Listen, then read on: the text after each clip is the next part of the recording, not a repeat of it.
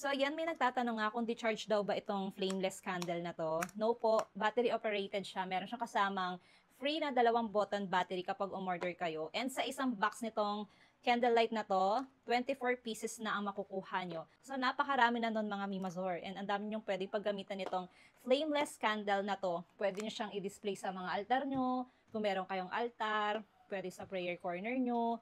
Or pwede nyo din itong gamitin sa darating na November or undas. Pang tirik sa puntod ng namayapan yung mahal sa buhay. Ayan, 24 pieces na nga ito mga Mimazor. And available din siya in different colors. Bukod dito sa warm white or yellow.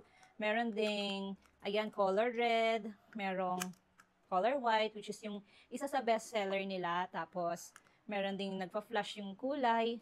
Ang ganda, diba? Ayan, may color green.